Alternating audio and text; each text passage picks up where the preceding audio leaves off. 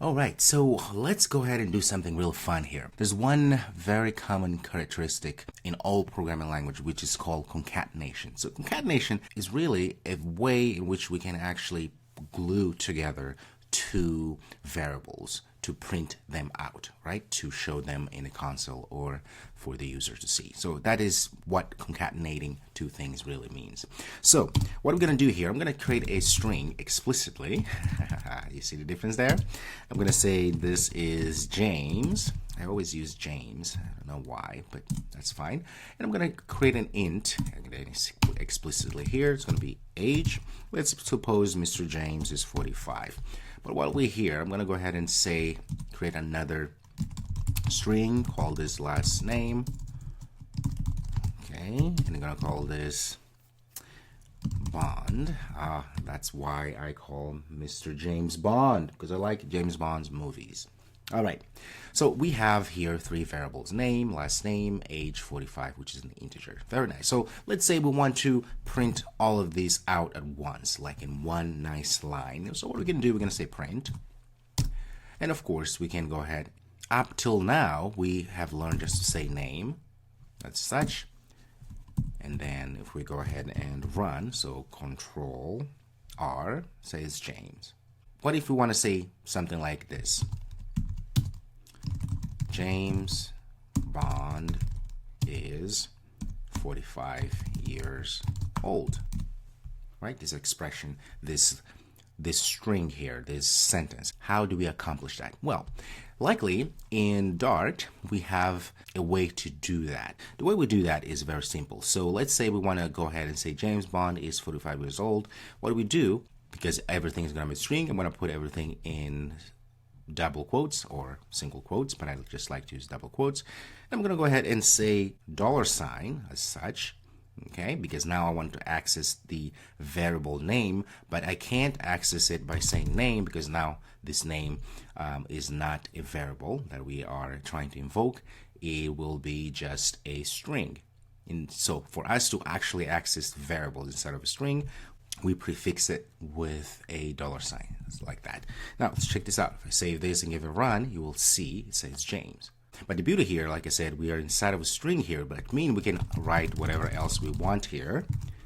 And I give it a run, it's going to show as a string, but we still have the James here, which is being called as a variable because we have here the $.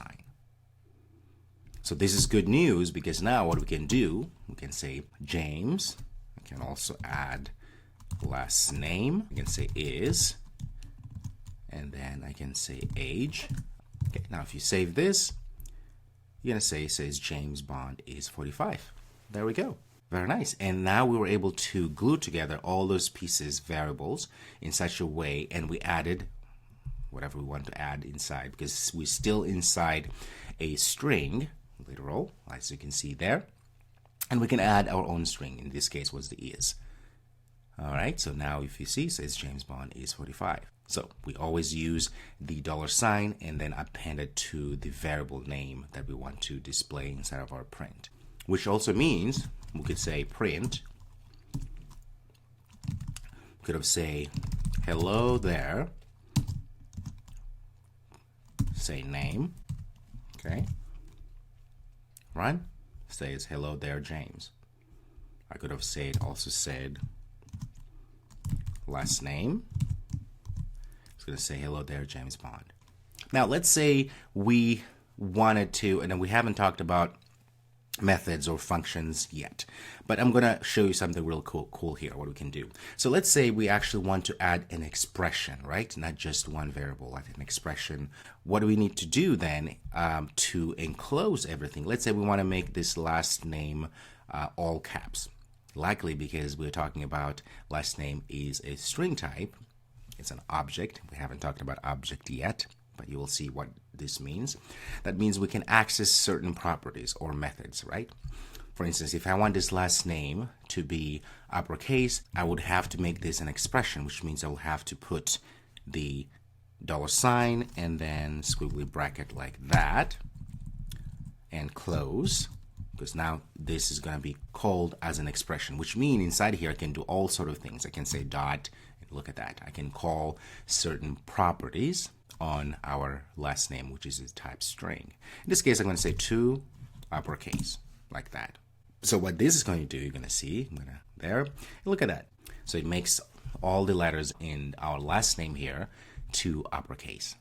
Now, check this out. If I remove the braces here, get rid of them, this will still work, but look at this, what's going to happen.